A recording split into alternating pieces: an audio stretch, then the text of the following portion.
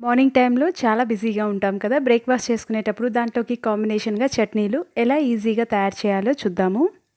Hi అండి. Welcome back to our channel అమ్మ చేతి మధురం. ఇవాల్టి వీడియోలో special recipe 3 types of chutneys ఎలా ప్రిపేర్ చేయాలో చూద్దాము.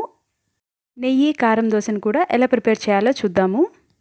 ముందుగా పల్లీ చట్నీ ఎలా ప్రిపేర్ చేయాలో చూద్దాము. బాండలు పెట్టుకొని కొంచెం ఆయిల్ యాడ్ చేసి 1 కప్పు పల్లీలు యాడ్ చేసుకొని లైట్‌గా ఫ్రై చేసుకున్న తర్వాత ఇందులో 1 స్పూన్ ధనియాలు, 1 స్పూన్ జీలకర్ర కూడా యాడ్ చేసుకుందాము.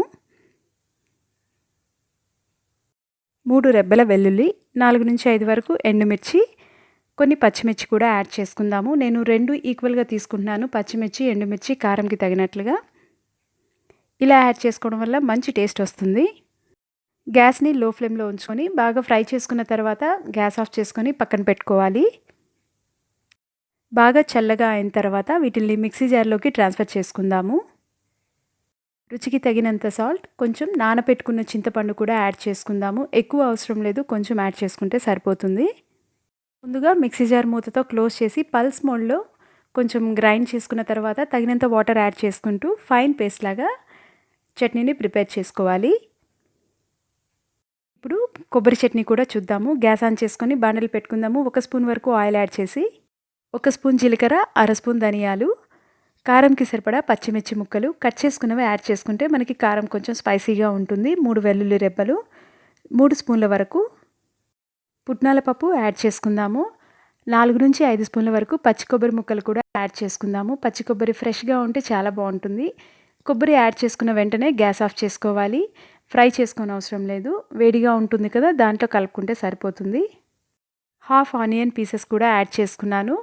ఇవి కొంచెం బాగా చల్లగా అయిన తర్వాత వీటిని మిక్సీ జార్‌లోకి ట్రాన్స్‌ఫర్ చేసుకుందాము. మీరు కారంకి సరిపడా పచ్చిమిర్చి యాడ్ చేసుకుంటే కొంచెం స్పైసీగా ఉంటేనే చాలా బాగుంటుంది.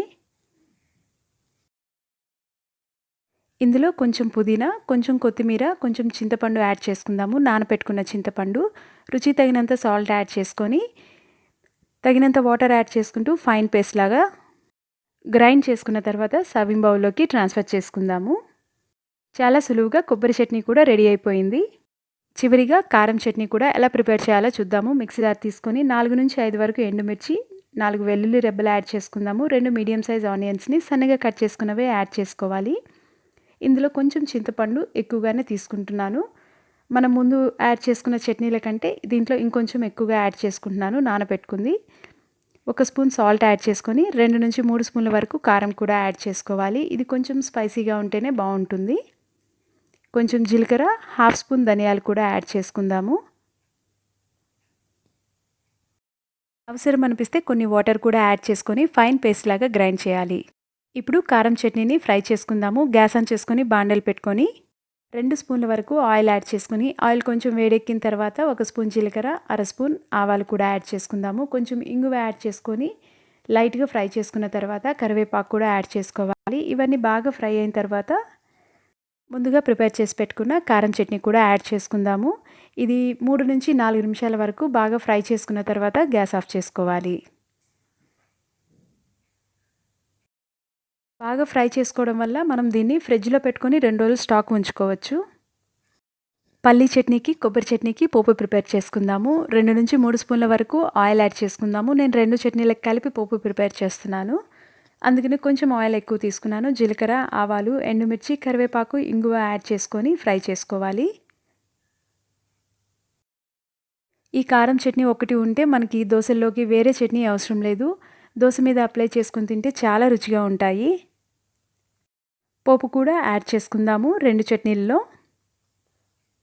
టేస్టీగా ఉండి నెయ్యి కారం దోసని ప్రిపేర్ చేసుకుందాము. దోస పెనం పెట్టుకొని దోస బ్యాటర్ని ఇలా స్ప్రెడ్ చేసుకోవాలి. గ్యాస్‌ని మీడియం ఫ్లేమ్‌లో ఉంచుకొని అర నిమిషం పాటు దోస లైట్‌గా ఫ్రై అయిన తర్వాత ఇప్పుడు మనం ప్రిపేర్ చేసుకున్న కారం చట్నీ యాడ్ చేసుకుందాము. నేను కొంచెం ఎక్కువగానే యాడ్ చేస్తున్నాను. దీని మీద నెయ్యి అప్లై చేస్తున్నాను. నేను నూనె యాడ్ చేయట్లేదు. కంప్లీట్‌గా నెయ్యితోనే చేస్తున్నాను. గరిటెతోటి చట్నీని ఇలా కంప్లీట్‌గా స్ప్రెడ్ చేసుకోవాలి. దోస కొంచెం ఫ్రై అయిన తర్వాత సెకండ్ సైడ్‌కి టర్న్ చేసుకుందాము. సెకండ్ సైడ్ కూడా అర స్పూన్ వరకు నెయ్యి యాడ్ చేసుకొని బాగా సాఫ్ట్‌గా కాల్చుకోవాలి దోసని. ఈ కారం దోసని పల్లి చట్నీతోటి, కొబ్బరి చట్నీతోటి సర్వ్ చేస్తున్నాను. చట్నీ లేకపోయినా కూడా ఈ దోశని కంప్లీట్‌గా తినేయొచ్చు. అంత బావుంటుంది. ఈజీగా ప్రిపేర్ చేసుకునే ఈ చట్నీలని, కారం దోసని మీరు కూడా ఖచ్చితంగా ట్రై చేసి చూడండి. మీకు ఈ రెసిపీ నచ్చినట్లయితే ఒక లైక్ చేయండి. మీ ఫ్రెండ్స్ తోటి, రిలేటివ్స్ తోటి షేర్ చేయండి. సబ్స్క్రైబ్ చేయండి అమ్మ చేతి మధురం ఛానల్‌ని. పక్కనే ఉన్న బెల్ ఐకాన్‌ని ప్రెస్ చేస్తే మీకు రెగ్యులర్‌గా నోటిఫికేషన్స్ వస్తాయి. Thank you.